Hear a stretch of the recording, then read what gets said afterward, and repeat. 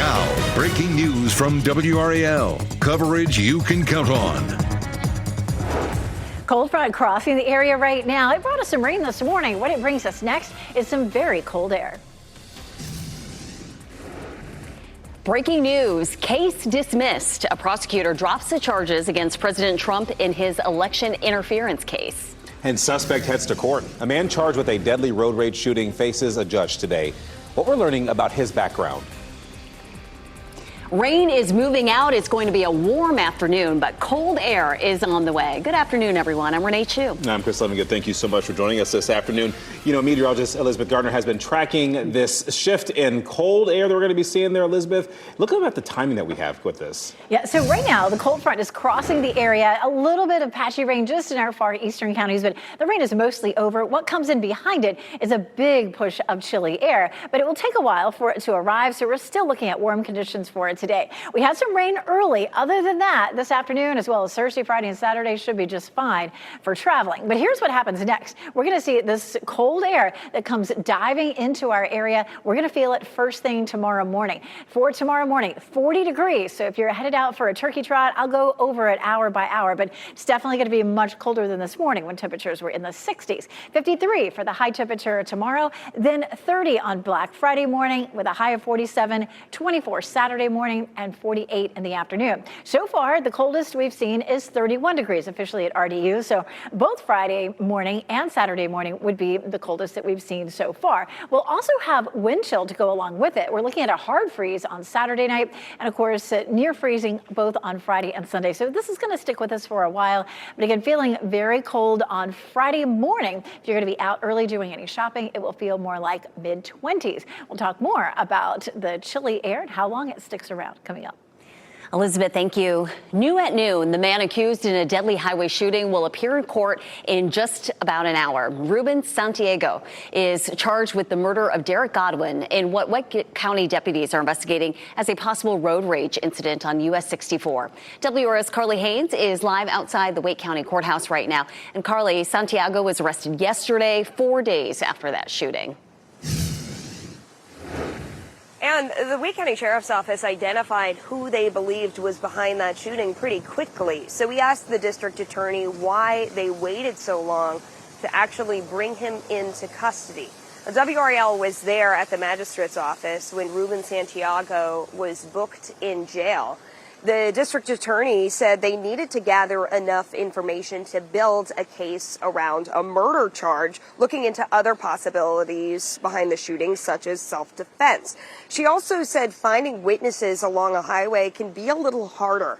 There are a lot of people coming and going, and they could be coming from anywhere. The shooting led to the death of Derek Godwin.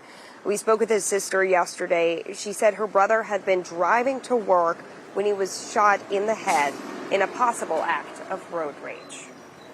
What goes through my mind first is, please get some help.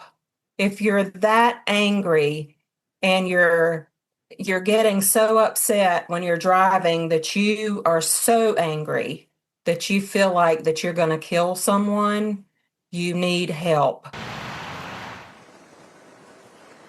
The district attorney said road rage incidents have increased in recent years, and we personally have covered several in just the past week or so. Santiago's first court appearance is going to begin at 1:30 in the Wake County Justice Center, and we do believe that some of Godwin's family members will be here in person for it. Carly Haynes, WRAL News, live in Raleigh. We also have a breaking news story this half hour here. A new prosecutor will not pursue the Georgia election interference case involving President Donald Trump and 18 others. That prosecutor moved to drop the case to, quote, promote judicial finality.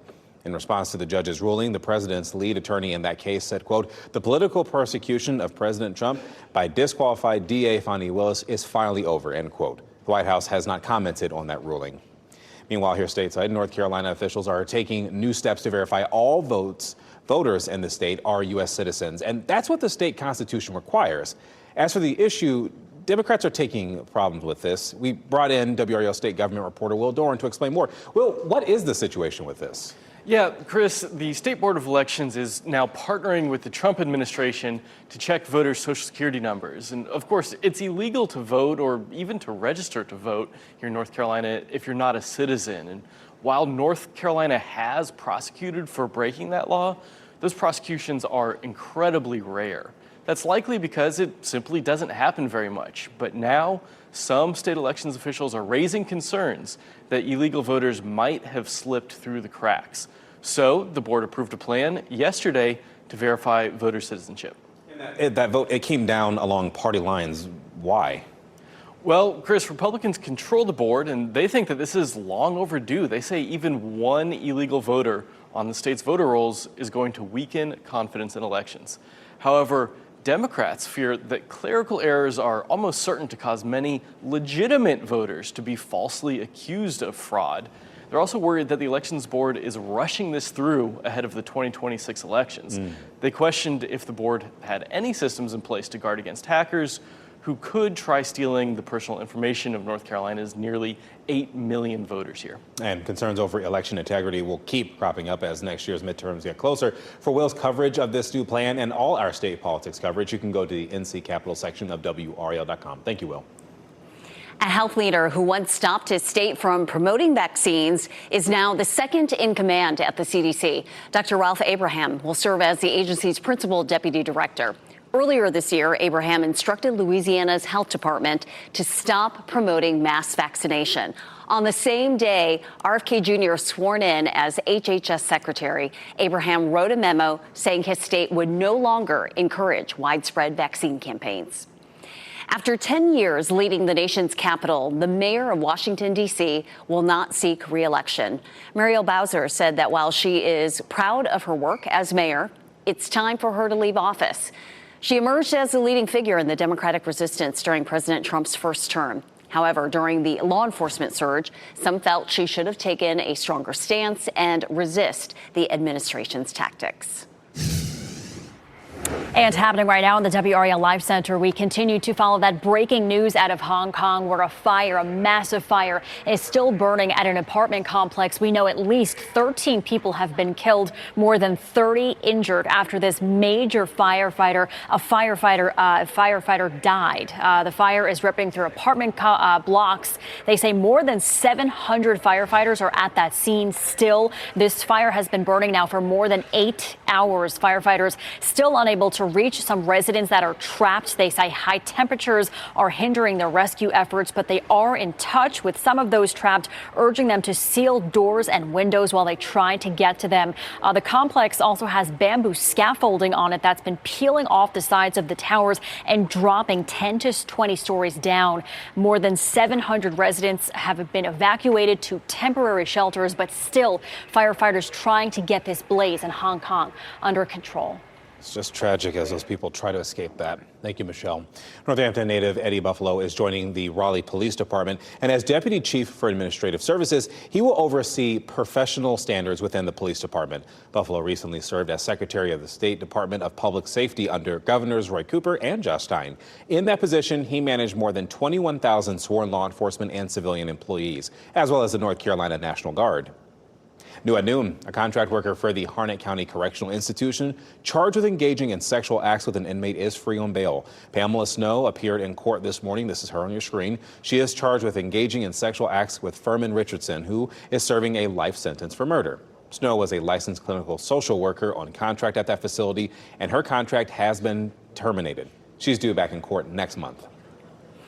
Let's take a look at stocks now. The Dow is up big time, building on gains from the week, up about 430 points. S&P 500 advancing 50 points, and NASDAQ up more than 200 points at this hour. The markets will close for the Thanksgiving holiday, and then they will reopen on Black Friday, but it will be a shortened trading session. They will close at 1 o'clock on Friday. Next.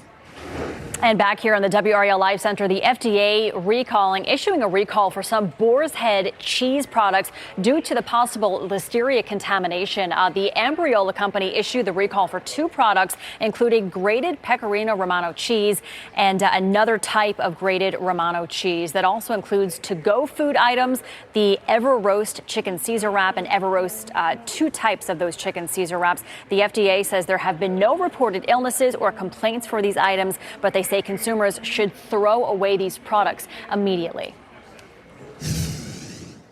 Next at noon, hockey for the holidays. We're giving you a preview of tonight's Canes versus Rangers matchup, available for you to watch from home.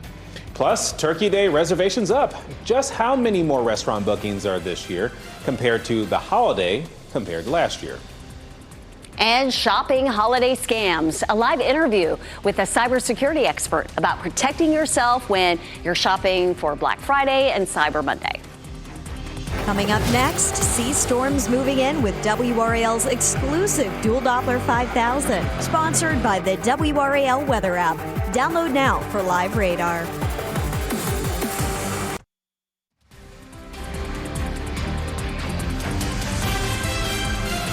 And it's going to be busy like this for the remainder of the week. You're looking live right now at I-40 and Jones Sausage Road. Plenty of people on the road, and more people will be out there as watching WRAL News on your Thanksgiving holiday. Hockey for the holidays is back on WRAL. The Canes take on the Rangers tonight, and we're helping more fans enjoy the fun. WRAL's Laura Levine explains the partnership that's bringing fans closer to the action. We are here inside the Lenovo Center working to find the best seat in the house, and the best seat for you may be the sofa in your living room. The Carolina Hurricanes will be back on home ice tonight after a long stretch on the road. The Canes will take on the New York Rangers. So here's a look at when the Canes played the Rangers on the road earlier this month. The last time these two squads faced off, the Hurricanes came away with a 3-0 win, and both teams have proven that they can grind it out in games. Carolina is in a much different position than the Rangers right now, as they're currently holding the best record in the Eastern Conference. But this will be their first game back at home after a 4-game road trip where they went 2-1-1. So we spoke with players excited to be back home doing what they love ahead of the Thanksgiving holiday. Being on the road a lot, it feels like, so it'll be nice. We have a nice stretch here being at home, so doesn't mean it's going to get any easier. I think we need to find ways to get points and win hockey games. And again, you'll be able to watch this game on TV. The puck drops at 7 p.m. Laura Levine, WRAL News in Raleigh. In less than an hour, Raleigh's Helping Hand mission will distribute food to people in our community. About 30 minutes ago, the organization hosted a pre-Thanksgiving luncheon. They passed out thousands of pairs of warm socks ahead of the colder months. The food distribution will begin around 1 p.m. on Rock Quarry Road. Duke Health is bringing holiday cheer to some of its youngest patients. The hospital hallways became a parade route for the 3rd annual Duke Children's Thanksgiving Parade. And some of the hospital's patients rode in floats decorated by the different pediatric units. The parade, it gives young patients a chance to celebrate in style with costumes and music and plenty of smiles. Organizers say that parade, it's all about lifting spirits and ensuring every child feels the joy of the season.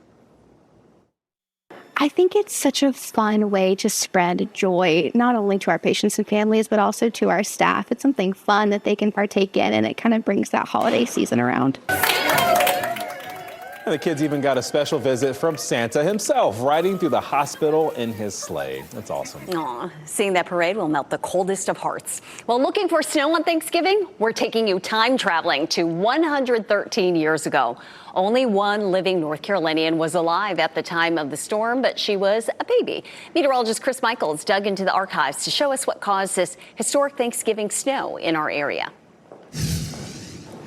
Yeah, the oldest living North Carolinian was 7 weeks old at the time, and you got to look back to 1912. What was even happening back then? That was the year that the Titanic sunk. Woodrow Wilson was elected president weeks prior to this storm. And for my baseball fans out there, Babe Ruth hadn't even made his Major League Baseball debut. So it's really hard to find weather data, but we actually were able to find the raw weather map from November of 1912. And you can see that on WRAL.com, but it really was a textbook example of Arctic air coming in while a storm system rode the coast. And so the footprint of snow, according to several accounts, was anywhere from Amarillo, Texas to the Florida Panhandle, all the way up to to the northeast and toward New England, including here in North Carolina, where some of the mountains saw about 4 to 8 inches of snow. Right on the coastline, less than an inch, although Wilmington and Lumberton had about 1 inch to 2 inches. And in Raleigh, the official total was 3.1 inches. Rocky Mount was 4 inches. Smithfield was 2.5 inches. So this is one of the more interesting stories that we've gotten to work on, just because it's meshing history and meteorology. And we've got it broken down right now. It's one of the top visited stories on WRAL.com. We hope you'll visit it too. And Chris really dug through the archives in the vault there to find all that information. You have to go all the way back if you wanted snow on Thanksgiving. Yeah, he around worked here. really hard on that story. I mean, there's just not that much data, from 1912. I mean, there were hardly any observations. We didn't have satellites. We didn't have nearly the kind of information that we do now. So that was a really fun story to see. Right now, speaking of the lovely tools that we have, radar, Dual Doppler 5000 radar showed just a little bit of a shower there, making its way out of Goldsboro. That's going to be the end of it. The back of the front is moving across the area right now. We'll take another look at that. And all the rain that we have left is out ahead of the front. Front's moving right through the triangle. So that's going to be the end of it. We shouldn't see any more rain beyond that. So it's if you're going to be traveling for it today, you shouldn't have any issues out there on the roads. If you're headed to the grocery store, I did finally get all of my grocery shopping done, I think. Mid-70s for Raleigh and Durham this afternoon, and 77 in Fayetteville. So really beautiful out there. Looking at lots of sunshine. A little bit breezy as that front moves through, and we're seeing some gradual clearing. Hockey for the holidays is tonight on WRAL, but you can also go in person, and I'm sure there'll be plenty of people tailgating with this beautiful weather. Even though we'll have temperatures falling overnight, temperatures during tailgating time should still be in the 60s, and as you head out of the arena, we'll be in the mid-50s, so not bad at all. We will be in the mid-50s for a high for Thanksgiving Day. Definitely looking cool and dry and breezy at times, so big change coming our way. So what are our normals for Thanksgiving? Our warmest was 78 back in 1985, and the coldest morning was 23 back in 1970 and 2022. The wettest was almost 4 inches back in 1934, and there's that 3.1 inches of snow back in 1912 that Chris unearthed, I guess we'll say. So the front moves on by and takes all the warm air with it, the warm air and the yellows and the oranges, and you can see the blue that drops in on us. Those colder temperatures roll right in for Thursday, 53, and then we're in the 40s for highs on Friday. I just don't know that I'm ready.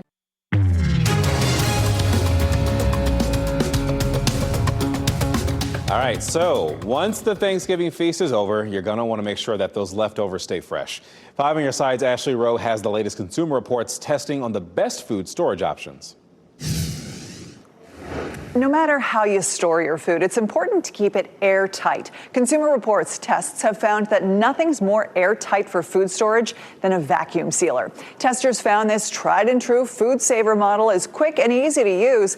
If you prefer using vacuum containers, Zwilling's starter set is CR's top pick. During testing, it kept food fresh for 10 days in the fridge.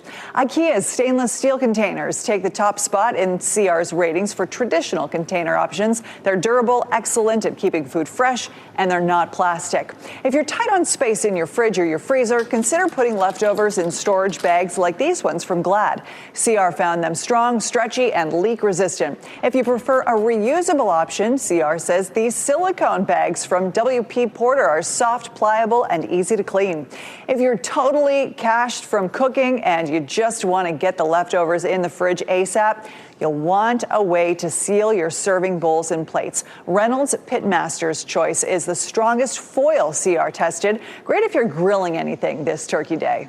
It did so well in our puncture test, and because it's really strong, you can reuse it and save money. But if it feels too thick to you, Amazon Basics foil is a great backup. CR says Stretch Tight's BPA-free plastic wrap is strong, sticks well, and rips cleanly thanks to its built-in cutter. And when it's time to put those leftovers in the fridge, don't forget to label and date them. Happy Thanksgiving. Ashley Rowe, 5 on your side. Restaurant reservations for Thanksgiving are up 13% this year compared to last. That's according to the booking platform OpenTable. It comes at a time when the cost of groceries is just climbing. However, it's unlikely a Thanksgiving meal will cost less at a restaurant. The Bureau of Labor Statistics reports restaurant prices are rising faster than grocery prices and overall inflation. A Campbell's company executive is temporarily on leave for allegedly making disparaging comments about Campbell's products.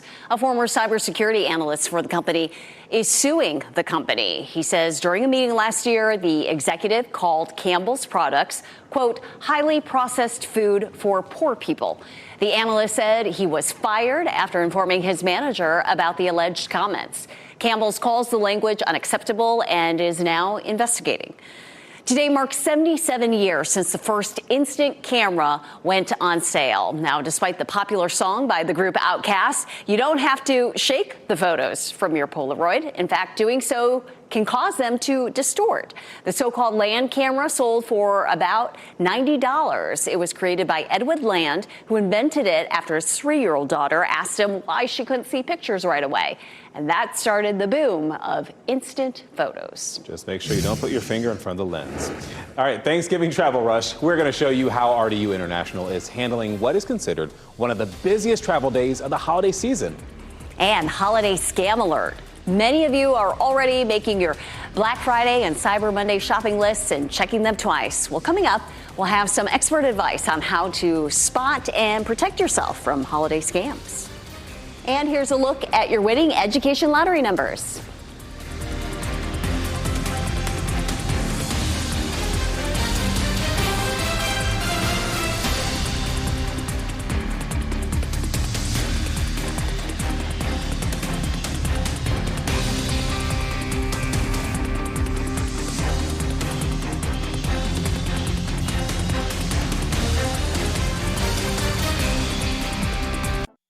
Shot in 4K ultra high definition. Your number one source for local news. WRAL News. Coverage you can count on.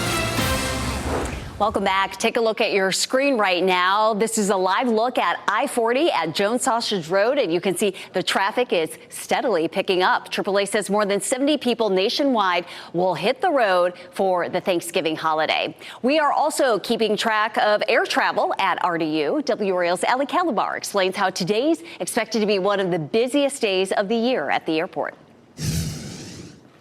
Now, we did speak with some airport employees who tell us that it was slower than expected, slower than previous years, but it doesn't mean you shouldn't get here earlier.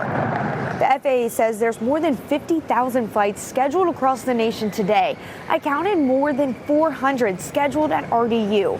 The FAA says the main reason that travelers would see delays would be weather, not staffing issues. The busy holiday travel comes just 2 weeks after the government reopened, and just this week, TSA workers received back pay. We spoke with a family heading to New York. They say that they had a backup plan just in case there were lingering impacts from the government shutdown. Yeah, that was scary. We came up with a game plan. We knew that if this was going to be a 5-hour wait, we got a rental car at Enterprise, and we were ready to drive today. Did we cancel it? We got to cancel it. Good. We didn't cancel, but we came up with a plan B. We spoke with many travelers who got here early so that they could ease into their holiday travel plans. Of course, that is recommended. Now, we are staying on top of this during this busy holiday travel season. Reporting in RDU, Ali Kadlabar, WRAL News. And here in the WRAL Live Center, we are updating you on cancellations and delays at airports all across the country. These are the big numbers this afternoon. Right now, 2,081 delays, 61 cancellations. In airports experiencing huge delays right now. Chicago O'Hare International. Look at that, 604 delays and 14 cancellations. I know earlier this morning they were dealing with icing on the runways, and so that was causing a lot of delays. But right now, 604 delays. A little closer to home here at RDU, we're seeing 28 delays. No.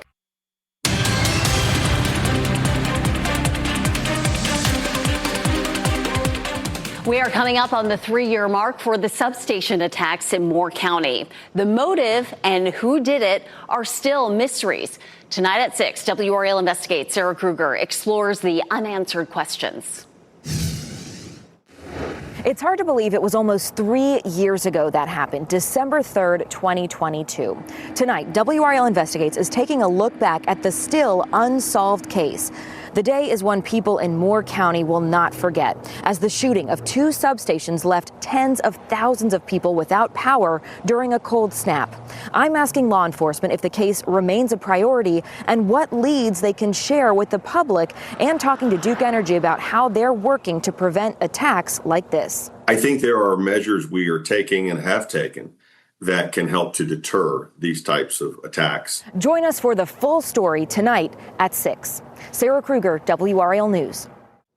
The Olympic torch relay begins, but not the ceremonial flame lighting. It didn't go as planned. How organizers ensured the ritual still happened. Plus this. It's a big relief. It was like a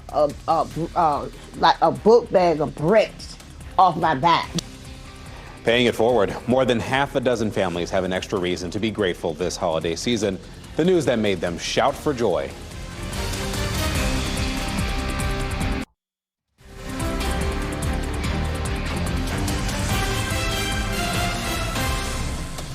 Our Teacher of the Week is 4 years into her second career as an educator. WRAL's Ken Smith introduces us to a teacher who is using her experience as a former social worker in the classroom. Adika blurted out, "We're having pancakes tonight. Would you please come?"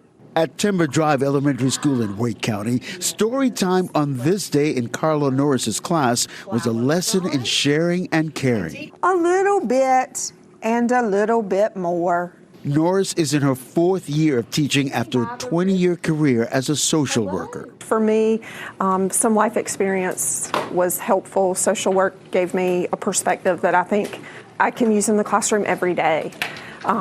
Being a parent, I think, helps me make better decisions and try my best to be a better teacher. She accepted the stick and led them down the road. Norris's own story is about making connections, previously as a social worker and now as a kindergarten teacher, shaping young minds. That's what social work is all about, and that's what teaching is all about. You cannot be effective in either career if you do not earn trust. Who can tell me what a character is?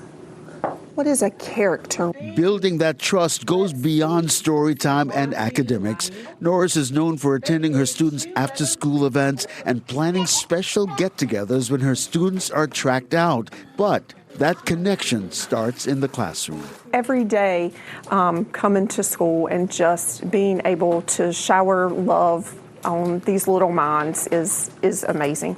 Miss Norris, you are WRAL's Teacher of the Week. Give her a big round of applause, class. Yay! Congratulations. Thank you so much. Absolutely. Yay! That was worth interrupting that movie they were watching.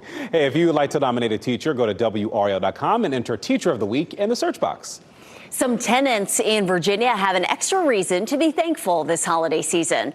Travis Johnson is a landlord who rents out a dozen homes. He recently launched a foundation to help single-parent households and families facing hardship with rent and mortgage payments.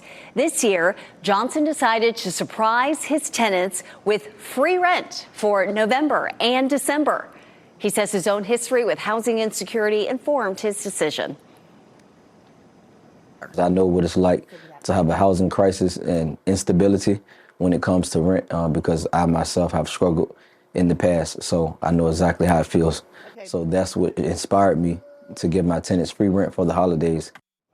Amazing. The landlord spent the day knocking on doors at 6 additional homes, letting those families know that they too would receive free rent through the new year. One tenant says her landlord's compassion is a reminder that kindness endures. Genuinely hope God blesses that man. Be generosity like that. All right, so we are finally getting a better look at the 75-foot tall Norway spruce in front of Rockefeller Center. This is a time-lapse video of it all kind of coming together, and when the decoration is all complete, there will be more than 50,000 multicolored lights topped with a 900-pound crystal star. The tree lighting happens after our tower lighting at 8 p.m., and you can watch it all right here on WRAL. You can also watch it on Peacock. It's always fun watching that get decorated there, Elizabeth. 900 pounds? I mean, does the tree not do a You're Charlie just like, Brown, What? That's crazy. Weather-wise, though, Elizabeth, I know you've been tracking what's going on right now, and the next weather maker, that drop-off in temperatures that we're seeing. Yeah, the coldest air that we've seen so far this season. I feel like we've been saying that like about every other week, which is pretty normal. Gradually we're going to start to see those temperatures falling, but it does this kind of number. So it climbs and drops some, climbs, it drops some, kind of 2 steps forward, 1 step back.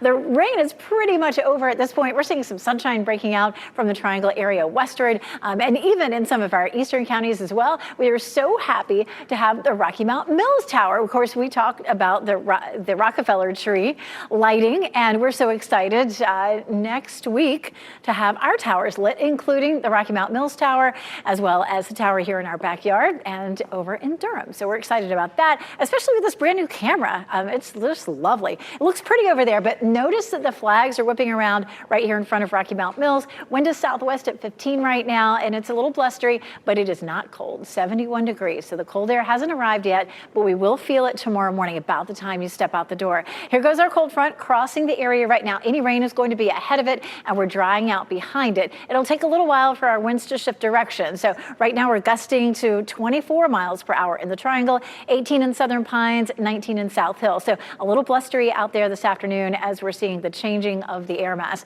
You can see skies starting to clear. Hopefully by sunset, we'll see some sunshine in our far eastern counties, but it looks like we may cloud back up again briefly. Beyond that, we really should clear out overnight tonight and into the day tomorrow. If you're traveling this afternoon, you might run into just an isolated sprinkle heading off toward the beaches. It's going to be warm in Wilmington, 79 this afternoon. If you're headed westward, partly cloudy skies to mostly sunny and still mild, 73 in Charlotte. We will drop into the 50s in Boone, and the mountains of North Carolina may not see any snow out of this, but the temperatures for sure will drop far enough by tomorrow night that the ski resorts will start to make snow. And I think a lot of them are hoping to be open for the Thanksgiving weekend. So that'll be nice for skiers, but it's also going to be cold. Look at that, oof, big cold air mass. We'll feel it in the morning for those folks heading out for the turkey trot. Temperatures will be in the low 40s at race time at around 8 a.m. and by 10 a.m. in the mid 40s. So we don't see very much of a warm up. As a matter of fact, our highs only climb into the low to mid 50s for tomorrow afternoon, and it does remain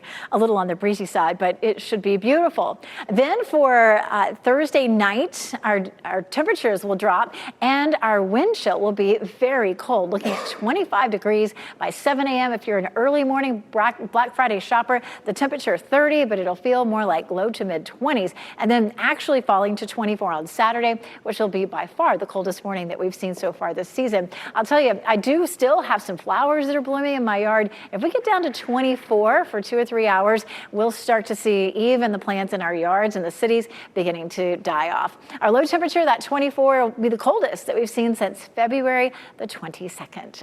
Lots of sunshine, though, for us. And again, we talked about this earlier, tailgating for hockey for the holidays. This evening, temperatures will be great, but then after that, we are settling into some chilly temperatures. All right, thank you, Elizabeth. America first. The Trump administration raises national park fees for foreign visitors. What the White House says prompted that move. And here are your winning Mega Millions numbers: 11, 15, 31, 32, and 59. The gold Mega Ball is 18.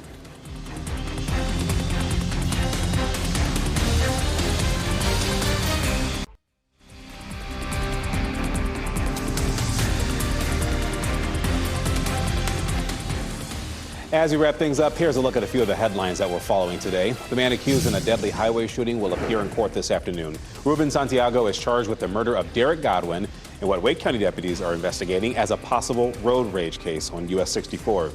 Godwin's sister says that he was shot in the head while driving to work, and we are going to bring you updates from court during our evening newscast starting at 4.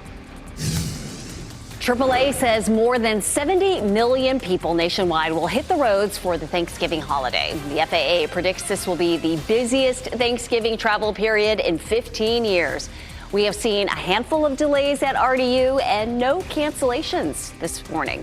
You can count on WRAL to track Thanksgiving travel throughout the day and bring you updates during our evening news. And do not miss our special coverage of hockey for the holidays right here on WRAL. Watch the Carolina Hurricanes clash with our division rival, the New York Rangers, in this pre-feast face-off. Kickoff coverage is tonight at 7 p.m. right here on WRAL. International tourists will have to pay more to visit national parks here in the U.S. That includes the Grand Canyon, Yellowstone, and Yosemite. Starting January 1st, foreign tourists will pay a $100 fee per person in addition to the standard entrance fee. They can also opt to buy an annual pass for $250. U.S. residents will continue to pay $80. The price hike comes amid a decline in international tourism fueled by tariffs. All right, the Olympic flame is headed to Italy.